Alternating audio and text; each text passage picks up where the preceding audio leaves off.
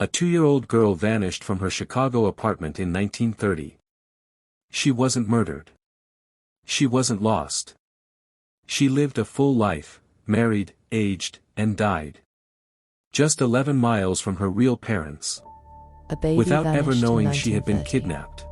Her parents For died 93 searching, years, and her almost family 100 searched. years later, the truth And the truth finally only came out surfaced after through everyone DNA. involved was already gone. May 1930 Before we Chicago. begin this journey The into Great one of the most Depression has heartbreaking tightened and its grip. extraordinary cold cases in Families American stand history, in bread I need you lines. to do something for Jobs me. vanish overnight. Hit that Hope subscribe feels button thin. right now. Inside a small Smash house the on like Cullen button. Avenue, live Because Michael what and you're about Catherine to hear is a Moroney story and their that took 2-year-old 93 years daughter, to solve, Mary a Agnes. story that will challenge everything Michael you think you hauls know ice to about missing survive. children, about Catherine identity, stays home with about the the very baby she nature of adores. truth itself. They have little. This is yet they Cold have Case each other. Crimelab, and we're about Then a to woman uncover a arrives. mystery that She spans calls nearly a herself century. Julia Otis. Drop a comment telling us what Well-dressed, cold case we should polite, investigate calm in next, voice. because your engagement She says keeps she these wants to forgotten help stories struggling alive. families. Imagine brings living your fruit and entire fresh life clothes under for a Mary. name that isn't She yours. visits again and again, Imagine marrying, earning trust raising through children, kindness growing old, and and care. dying without ever knowing On who May you 15th, really were. she makes an offer. Imagine your Let me take parents, Mary for a just few miles days. away, searching for Fresh you air and until good their food dying will help her breath, grow. never knowing you were Catherine so hesitates. close. Yet times This are isn't heavy. fiction. A young mother trying This to is choose the true hope. story of Mary She Agnes hands her little Moroney, girl to a the 2-year-old woman girl who who promised vanished from comfort. Chicago in 1930, Julia walks and a away with 93-year Mary in journey her to arms. discover what really happened Mary to her. waves a tiny hand. On May a 15, sweet goodbye. 1930, That in the heart of wave Chicago's becomes the struggling last South moment her Side, parents a ever see nightmare her. unfolded that would haunt a Hours family turn for into generations night, and baffle then day investigators again. for nearly a Julia century. never returns. 2-year-old Police Mary search. Agnes Moroney disappeared from her Newspapers family's print second-floor Mary's apartment face. at Letters 5200 arrive South claiming Wentworth Mary Avenue. is safe. Gone. Believed to be written by the Vanished. kidnapper to calm suspicion. Stolen by a But the baby well-dressed is woman gone. who called herself Julia Years Otis. pass. Catherine The woman keeps her had seemed daughter's so clothes. respectable, so Michael trustworthy. keeps her picture near his She bed. wore fine clothes They at a grow older time when holding most hope. people in the neighborhood They were lucky leave to this have one world decent still outfit. waiting. She spoke Catherine well. In 1950. She had a Michael kind in face. 1955. She told Time Catherine Moroney, moves. Mary Mary Agnes's remains a exhausted, memory. pregnant, A child frozen in 17-year-old a black mother, and white that she wanted to photograph. help. Then, And in then she walked out the 2023, door with little Mary science Agnes reaches in through her history. arms and A disappeared into the DNA match crowded streets of appears. Chicago. A woman named For Jeanette 93 Martin years, from the Florida Moroney shares family's blood with anguish the Moroney remained line. unresolved. A test confirms it. The case grew Jeanette cold, was Mary then Agnes. frozen, then ancient. She lived a full life Detectives with a who new had worked name. the case retired, She grew married, old, and had died. children, and The left original this world police in reports 2005. yellowed and crumbled. Never The knowing she had neighborhood been where Mary taken, Agnes had lived never changed knowing where she completely, began. was torn down At and last, rebuilt. her family The learns Chicago the of truth. 1930 Not the became a reunion distant they memory, prayed for, as foreign but to the modern answer residents they as a deserved. completely different A country. baby taken in But hardship. here's what nobody knew, life what lived in nobody quiet could have possibly disguise. imagined. A mystery Mary solved Agnes by Moroney blood. didn't die. Mary never returned She wasn't home murdered. alive. Yet her She wasn't story buried in finally an did. unmarked grave. She lived. She lived a full, complete life just 11 miles from her desperate, heartbroken parents. She grew up. She went to school. She fell in love. She married. She had her own children. She grew old. And in 2003, she died at the age of 75, never knowing her true identity, never knowing that somewhere in Chicago, a family had been destroyed by her disappearance. She died as Jeanette Bahard. That was the name she'd known her entire life. That was the name on her marriage certificate, on her children's birth certificates, on her gravestone. Jeanette Bahard. Not Mary Agnes Moroney. She had no idea that the woman who raised her, the woman she called mother, had stolen her from another family. She had no idea that her entire existence was built on a lie. This case would eventually become the oldest solved kidnapping in the entire history of the Chicago Missing Persons Bureau. It would be cracked not by traditional detective work, not by witnesses coming forward, not by a deathbed confession, but by DNA genealogy, a revolutionary technology that wouldn't even exist until 7 decades after Mary Agnes disappeared. Scientists working with genetic material, building family trees, connecting distant relatives through shared DNA segments, would finally reveal a truth that conventional investigation could never uncover. But to understand how this happened, how a child could be stolen in broad daylight from her own mother in her own home, we need to go back. We need to understand the world the Moroney family inhabited. We need to feel the desperation, the poverty, the crushing weight of circumstances that made them vulnerable. We need to reconstruct not just a crime, but an entire era. The year was 1930. America had plunged headfirst into the Great Depression just months earlier, following the catastrophic stock market crash of October 1929. When historians talk about Black Tuesday, when they describe the panic and chaos of that October day when the stock market collapsed, they're describing the beginning of the worst economic disaster in American history. Fortunes evaporated overnight. Banks failed by the thousands. Businesses closed their doors forever. And ordinary working people, people who'd never owned a single share of stock, who'd never set foot on Wall Street, found themselves thrown into a nightmare of unemployment, hunger, and homelessness. Chicago, that great industrial powerhouse of the Midwest, that city of broad shoulders and stockyards and steel mills, was beginning its descent into economic hell. The factories that had employed hundreds of thousands were cutting shifts, laying off workers, closing entire production lines. The meatpacking plants that had defined the city's identity were running on skeleton crews. Construction, which had boomed throughout the 1920s, ground to a halt. Half-built skyscrapers stood abandoned, skeletal frameworks against the sky, monuments to optimism that had died. By 1933, just 3 years after Mary Agnes's kidnapping, half of Chicago's entire population would be unemployed. Half. Think about that. 1 out of every 2 people unable to find work, unable to feed their families, unable to pay rent. Breadlines stretched for blocks, thousands of people waiting for hours in the cold for a bowl of soup and a piece of stale bread. Families lived in Hoovervilles, those sprawling shanty towns built from scrap wood and cardboard and sheet metal, named mockingly after President Herbert Hoover, who seemed powerless to stop the economic catastrophe. Desperation hung in the air like the smoke from the city's factories, thick and choking and inescapable. But for the Moroney family, the struggle had started long before the stock market crash. They were already drowning. They'd been drowning for years. The Great Depression just made the water deeper.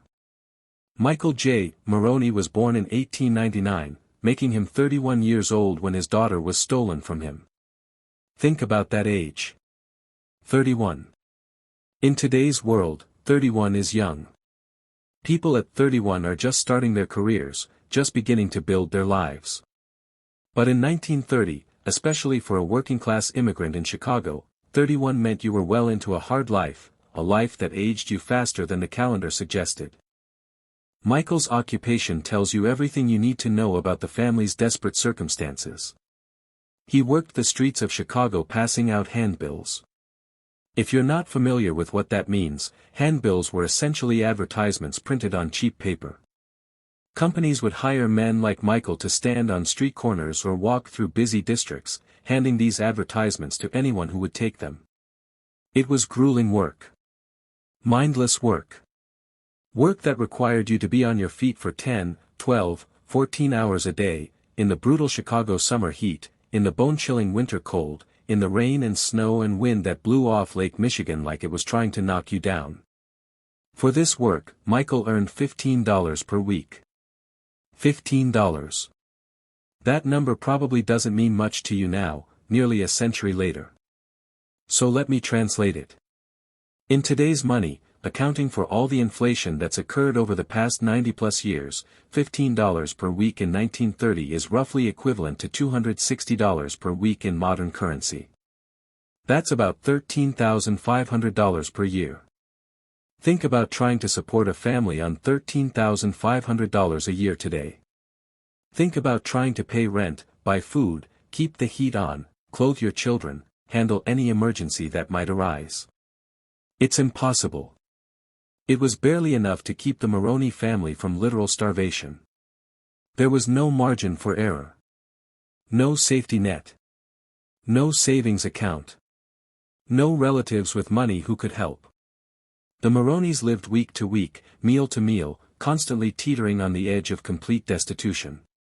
But Michael's story, as grim as it is, pales in comparison to the tragedy of his wife's life. Catherine Moroney had been born Catherine Rooney in 1912. When she married Michael, she was only 13 years old. 13. A child. A little girl who should have been playing with dolls, going to school, living a childhood. Instead, she became a wife. Michael, her husband, was 26 years old at the time of their marriage. 26. A grown man marrying a 13-year-old child. Now, I need to be clear about something. This was not uncommon in immigrant communities of that era. Child marriage, particularly in poor families, particularly among recently arrived immigrants, happened with disturbing frequency. Girls were often married off young to reduce the number of mouths their families had to feed, or to forge alliances between families, or simply because that's what had been done in the old country and traditions die hard. The law, such as it was, looked the other way. Society shrugged. This was just how things were done among the poor. But historical context doesn't make Catherine's stolen childhood any less tragic. It doesn't make the reality of her life any less horrifying. She was a child forced into adult responsibilities before she'd even had a chance to be young. By the time Catherine reached 17 years old, still a teenager, still barely more than a child herself, she had already given birth to 2 children and was heavily pregnant with her third. 2-year-old Mary Agnes. 11-month-old Anastasia. And another baby growing inside her, due in just a few months. Her youth had been systematically stolen by poverty, by endless childbirth, by the crushing weight of survival in Depression-era Chicago. Try to imagine Catherine's daily existence. She was 17.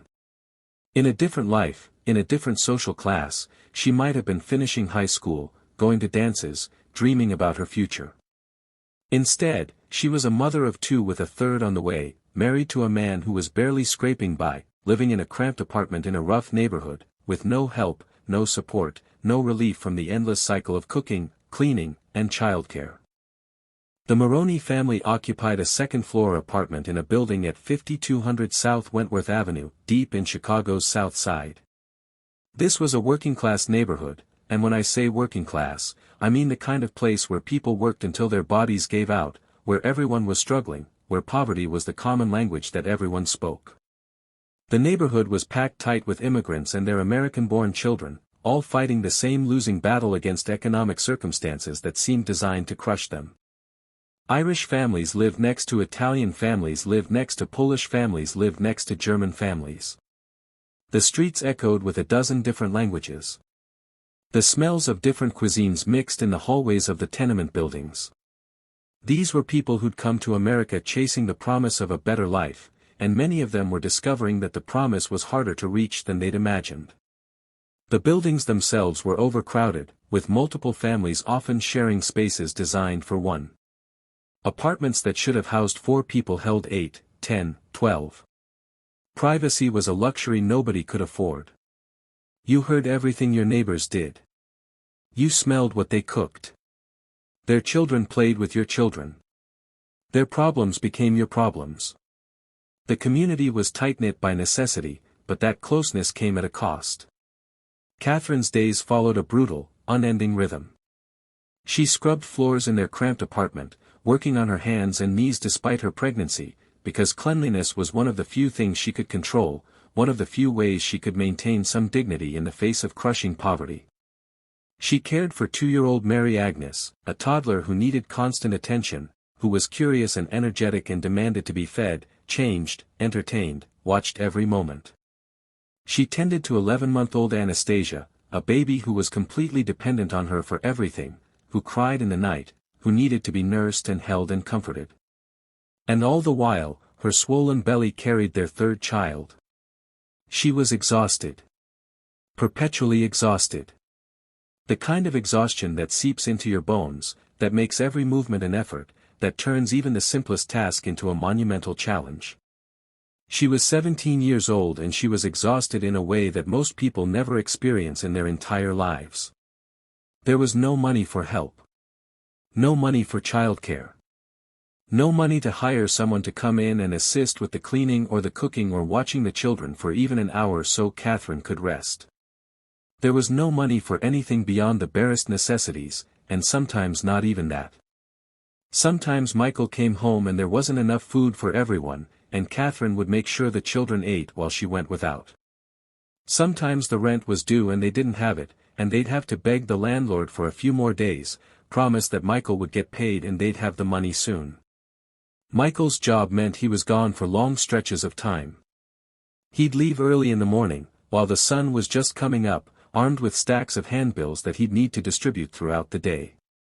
He'd work the busy intersections, the shopping districts, the areas around the factories when shifts changed and thousands of workers poured into the streets. He'd stand on corners in the heat and the cold, his hands stained with cheap ink, offering handbills to people who mostly ignored him, who crumpled them up and threw them away without even looking. He wouldn't return until late in the evening, sometimes after dark, his feet aching from miles and miles walked on unforgiving pavement, his voice hoarse from calling out to passers-by, his spirit worn down by the degradation of the work, by the way people looked through him like he didn't exist. 14, 16, sometimes 18-hour days, 6 or 7 days a week, for $15. This meant Catherine was alone with the children for 12, 14, sometimes 16 hours a day. Alone. A 17-year-old girl, heavily pregnant, responsible for 2 small children, in a second-floor apartment, with no telephone, no way to call for help if something went wrong, no support system beyond neighbors who were fighting their own battles with poverty and exhaustion. This isolation, this grinding poverty, this bone-deep exhaustion, these were the conditions that made the Moroney family vulnerable. These were the cracks in their armor, the weaknesses that could be exploited. And on May 15, 1930, someone saw those vulnerabilities and exploited them in the most horrific way imaginable. The day started like any other day.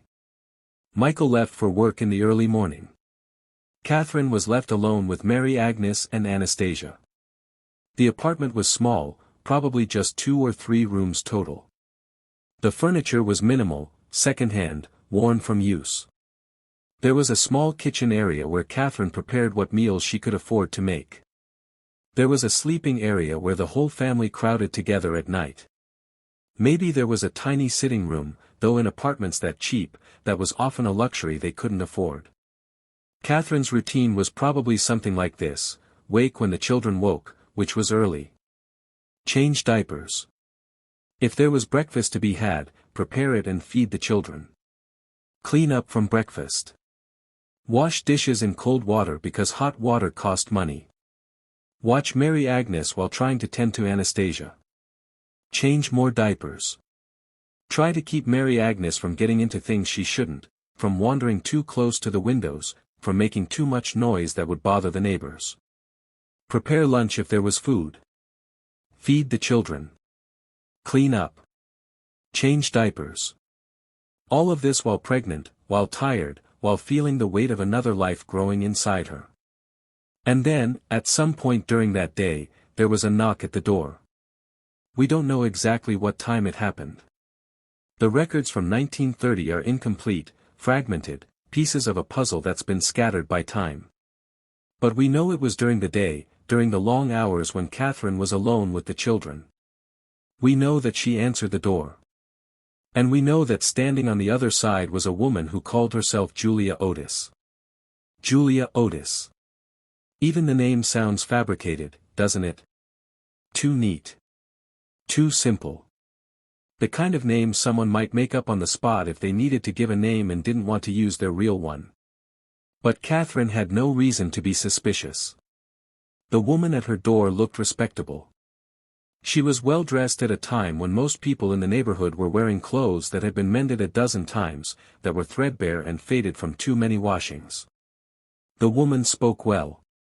She had a kind face, or at least a face that Catherine perceived as kind. She seemed concerned. Helpful. If you're still watching at this point, drop a comment with "I'm still here." Let's see who's truly following this shocking story. The woman who called herself Julia Otis told Catherine that she wanted to help.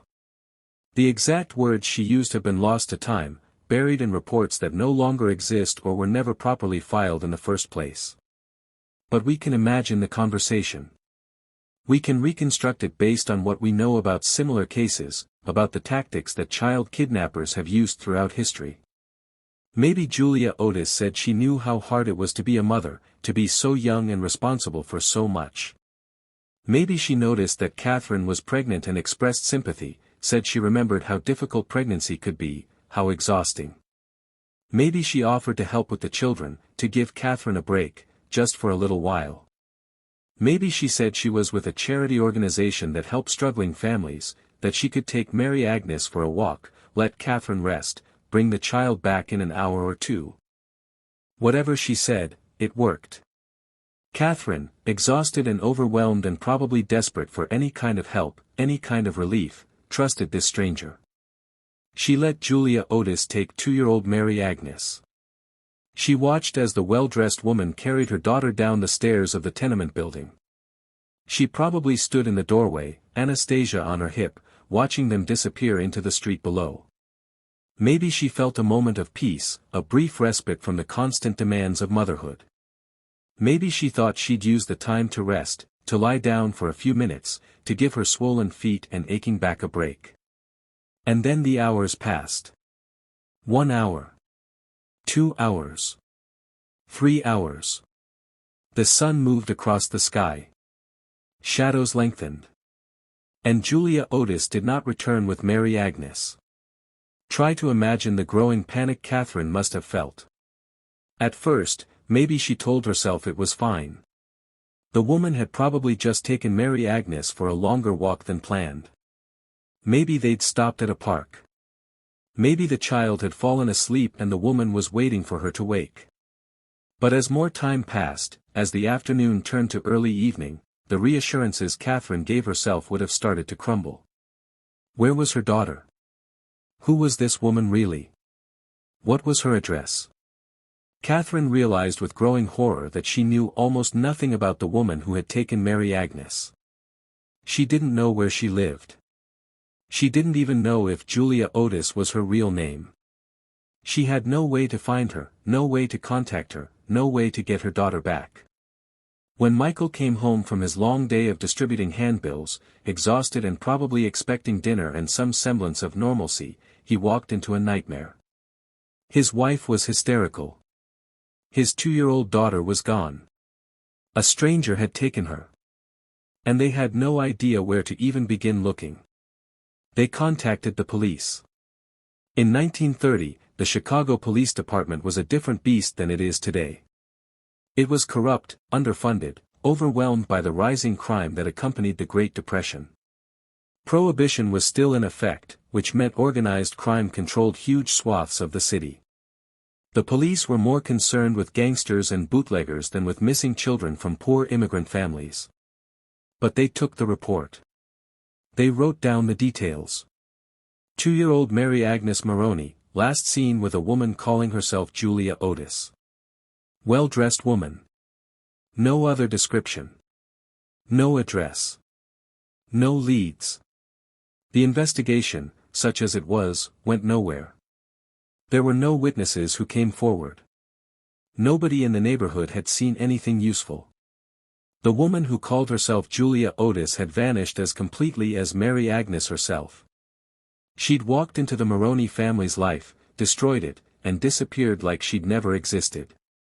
The police checked orphanages, thinking maybe the woman had left the child at one of the many institutions that housed abandoned or surrendered children. Nothing. They checked hospitals, morgues, thinking maybe the child had been injured or had died. Nothing.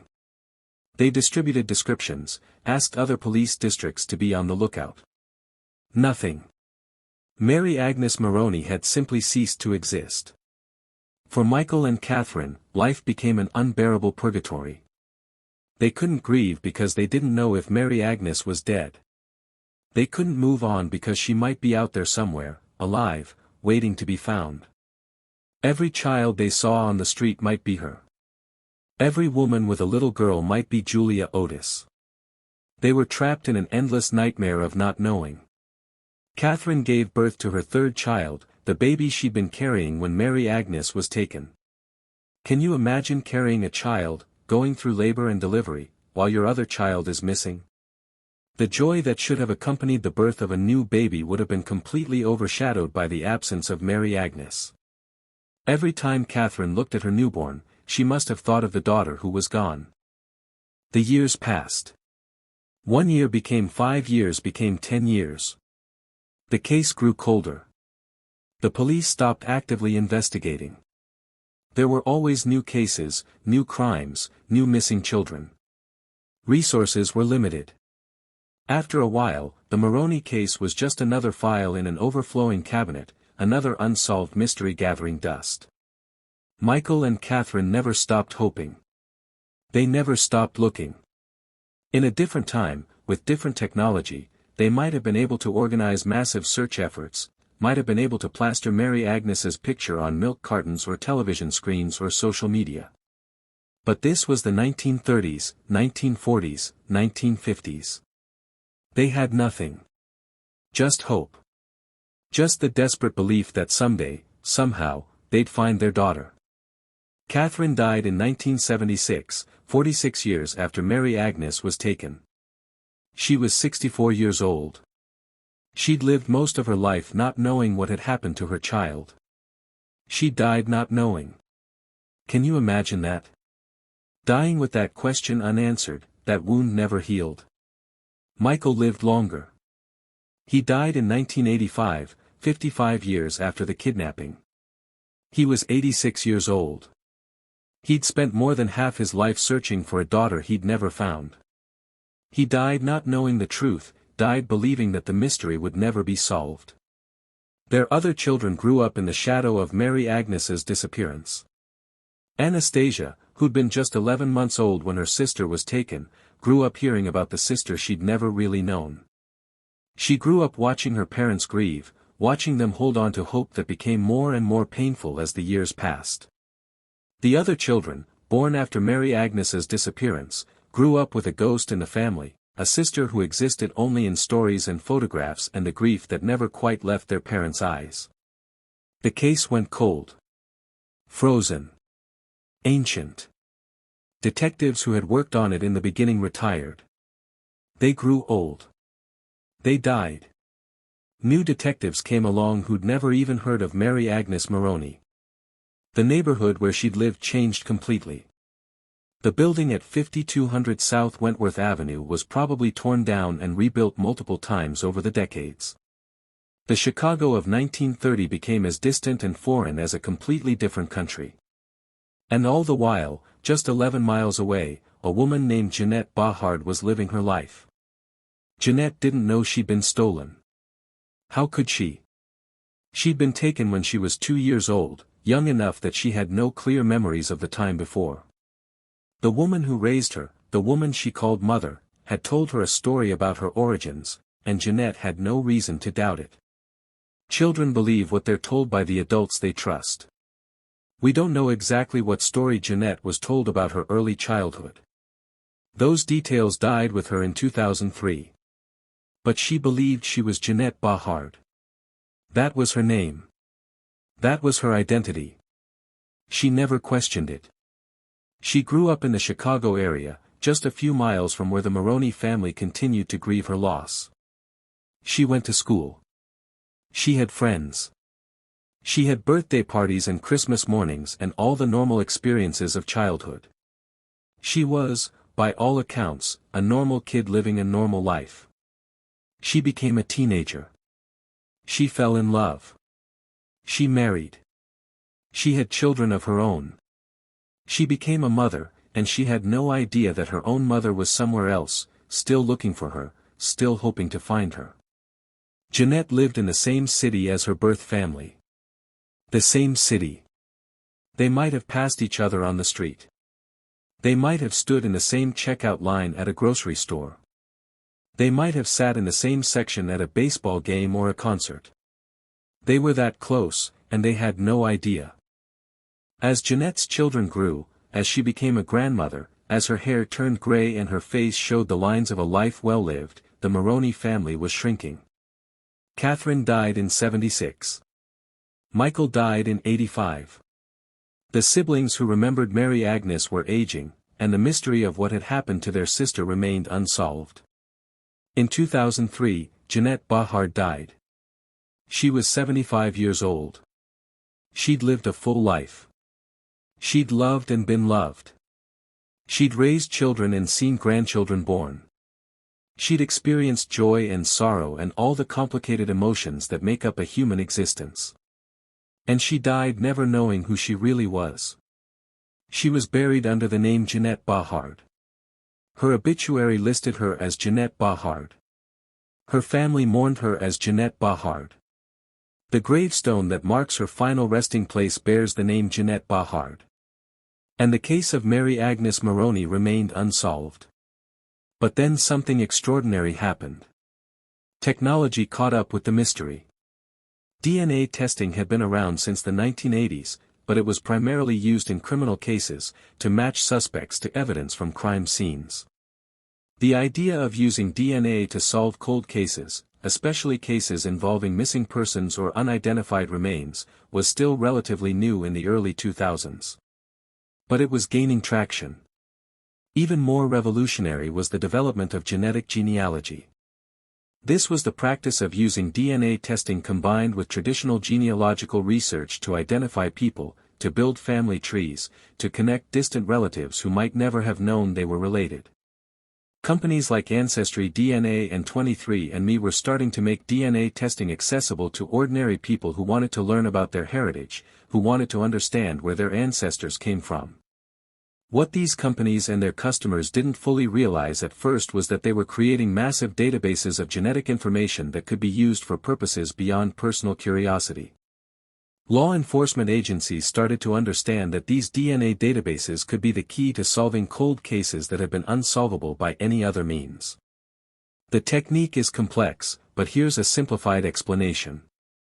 When someone submits their DNA to a genealogy database, that DNA can be compared to other DNA in the database to find matches. Close matches indicate close relatives, parents, siblings, children. More distant matches indicate more distant relatives, cousins, second cousins, third cousins. By building out a family tree using these DNA matches and combining it with traditional genealogical research, birth records, death records, marriage records, census data, it's possible to identify someone even if their own DNA isn't in the database. This technique had been used successfully in several high-profile cases. The Golden State Killer, a serial rapist and murderer who terrorized California in the 70s and 80s, was finally identified in 2018 using genetic genealogy. He'd evaded capture for decades, but his DNA, compared against a genealogy database, led investigators to a family tree that eventually pointed to him. Other cases followed. John Doe and Jane Doe remains that had been unidentified for years were finally given their names back. Missing persons were found, or at least their fates were determined. Cold cases that had seemed impossible to solve were being cracked open by this revolutionary combination of science and traditional detective work.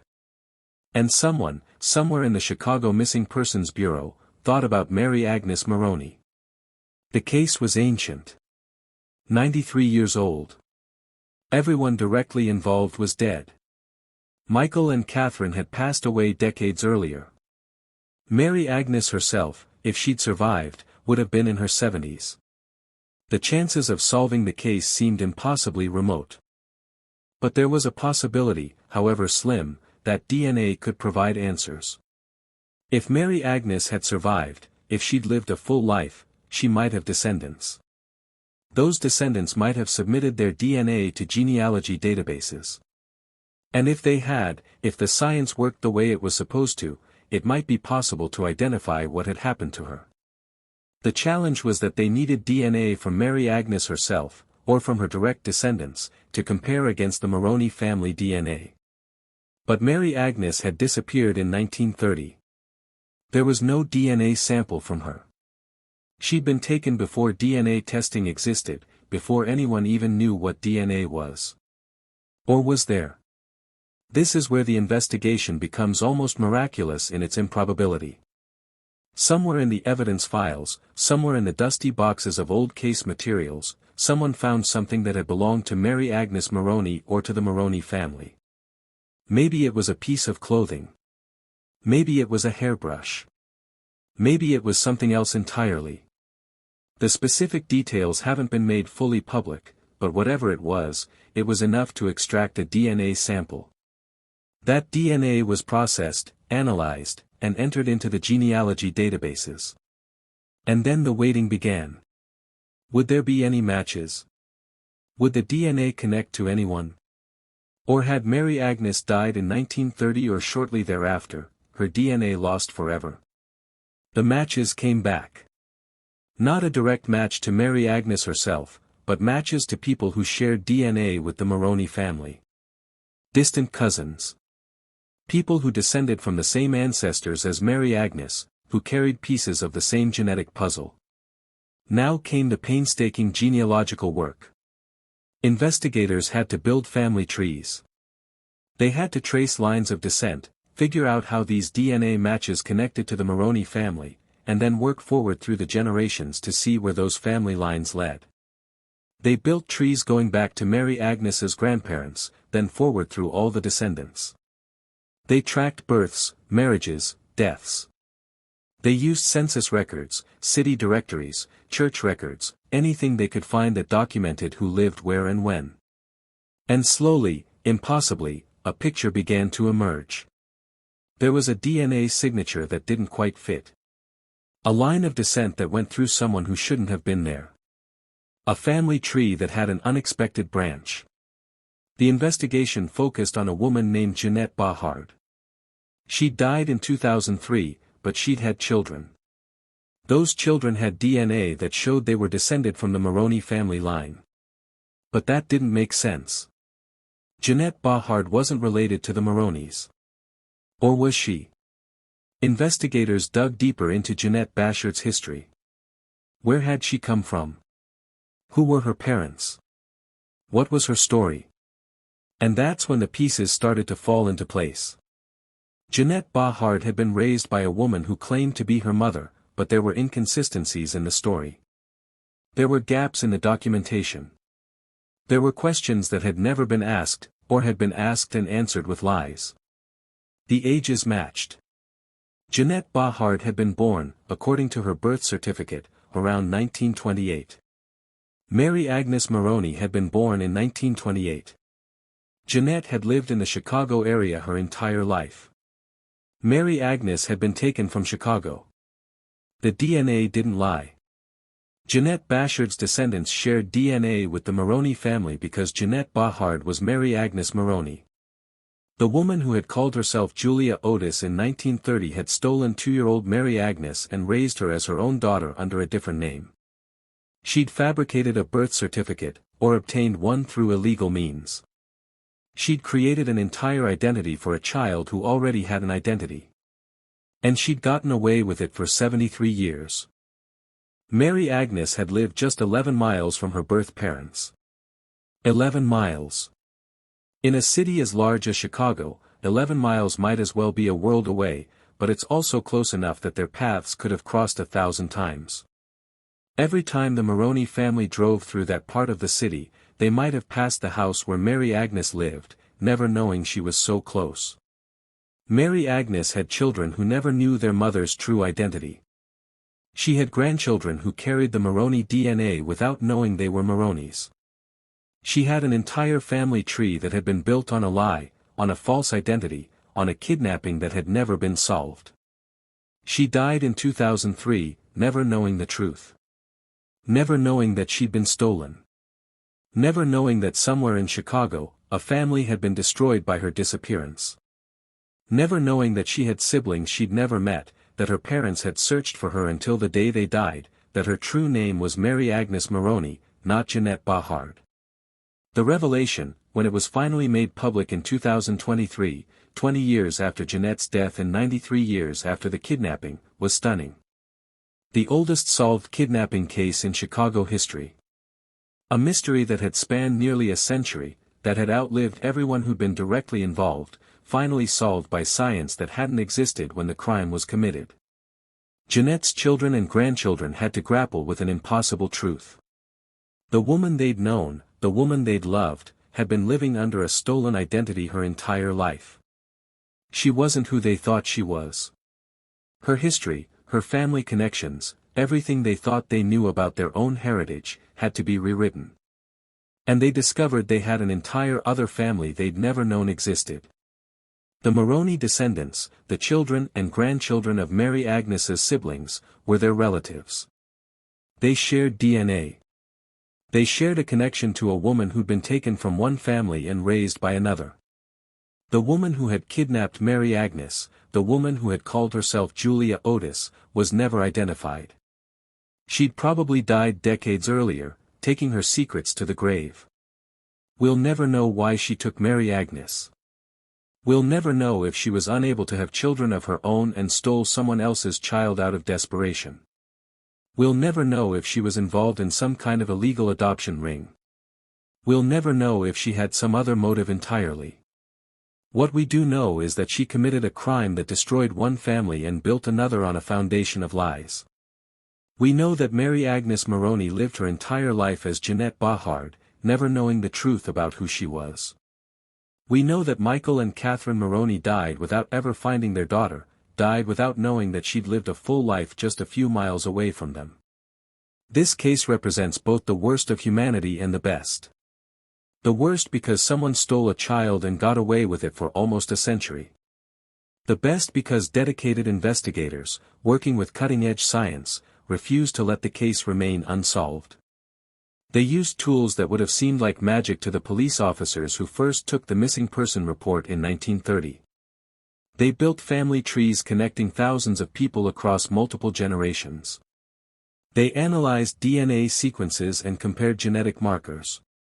They did work that was painstaking, meticulous, and ultimately successful. The resolution of this case demonstrates the revolutionary power of genetic genealogy to solve cold cases that conventional investigation could never crack. It shows that no case is too old, no mystery too ancient, for modern science to potentially solve.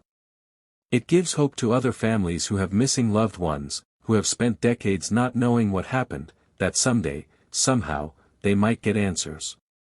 But it also raises profound questions. Jeanette Bahard lived 75 years believing she was Jeanette Bahard. That's who she was. That's how she understood herself. She had an entire life, an entire identity, an entire sense of self built around that name. If she'd been told in her lifetime that she was actually Mary Agnes Moroney, that she'd been stolen as a child, that everything she thought she knew about her origins was a lie, would that have been a gift or a trauma?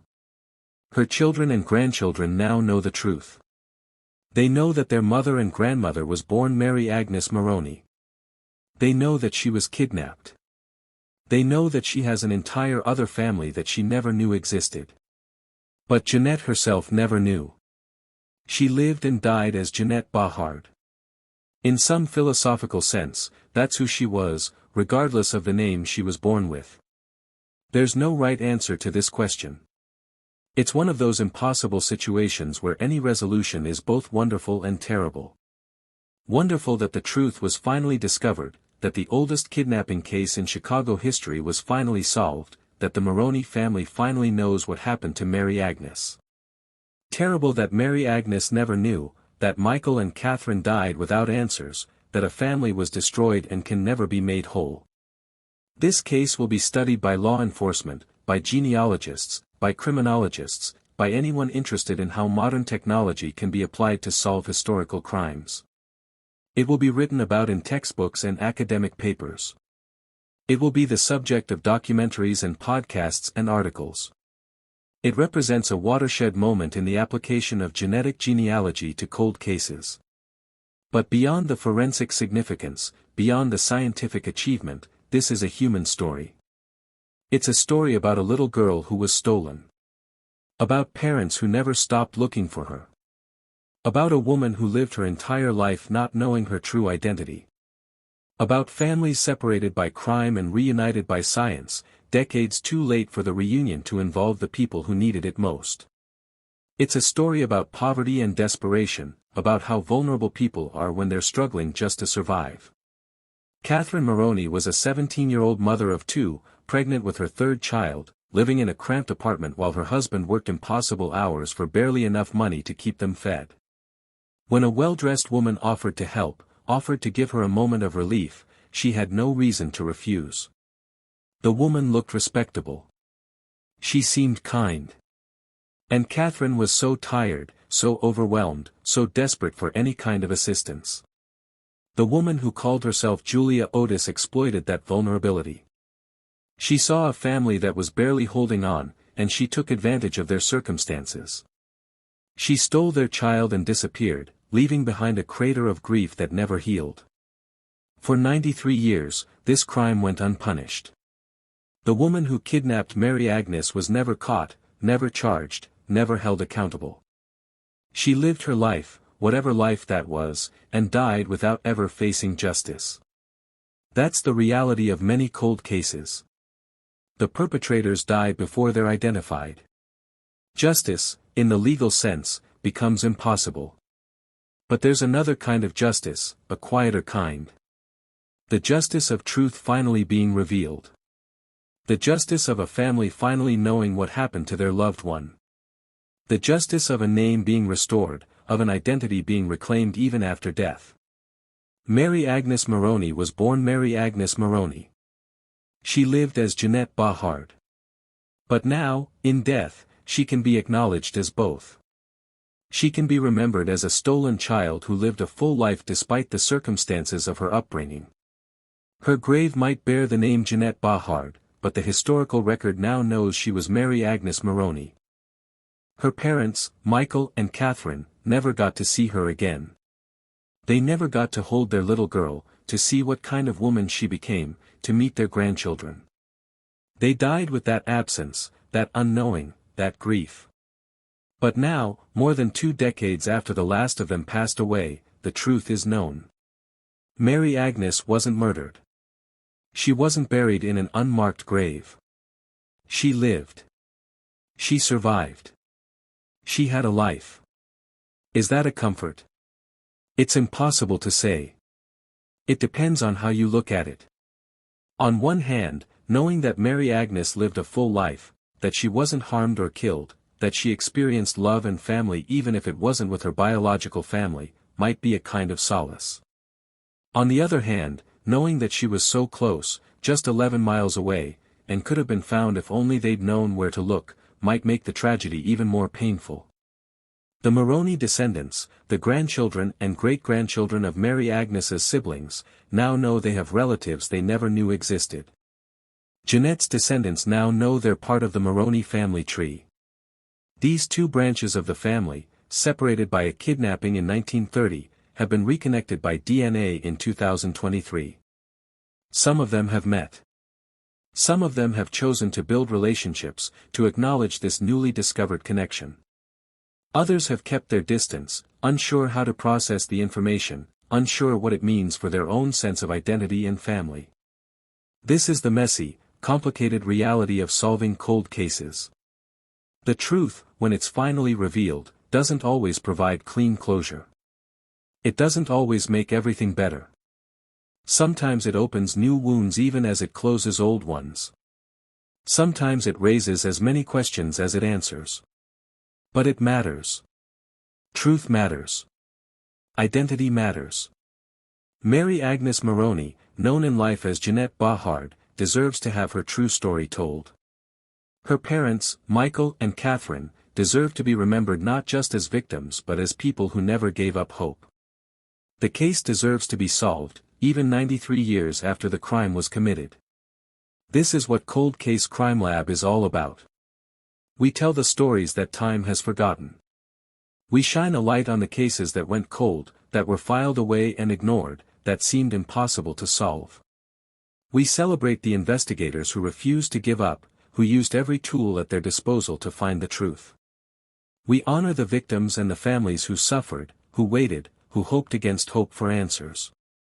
The case of Mary Agnes Moroney, the oldest solved kidnapping in Chicago Missing Persons Bureau history, is now closed. The mystery that spanned 93 years, that outlived everyone who was alive when the crime was committed, has been solved. A stolen child has been identified. A family separated by crime has been reconnected by science. The truth, long buried, has finally come to light. And that matters. That will always matter. Because every victim deserves justice. Every family deserves answers. Every mystery, no matter how old, deserves to be solved if it's possible to solve it. Mary Agnes Moroney lived as Jeanette Bahard, but she was born Mary Agnes Moroney, and now the world knows her true story. That's not everything. That's not perfect justice. But it's something. It's truth. And sometimes, after 93 years of darkness, truth is the only light we can offer. Thank you for watching this investigation into one of the most extraordinary cold cases in American history. If this story moved you, if you believe that every victim deserves to have their story told and every family deserves answers no matter how much time has passed, then I need you to do something for me right now. Subscribe to Cold Case Crimelab. Hit that like button. Share this video with someone who cares about true crime and justice. Drop a comment telling us what you think about this case. Do you think Mary Agnes, known as Jeanette, would have wanted to know the truth about her identity? Would knowing have been a gift or a burden? And tell us what cold case you want us to investigate next, because your suggestions help us decide which forgotten stories deserve to be told. Remember, we're not just telling stories here. We're giving voices to the victims, honoring the families who never gave up hope, and celebrating the investigators who refuse to let time bury the truth. I'll see you in the next investigation. This is Cold Case Crimelab, where the past meets justice.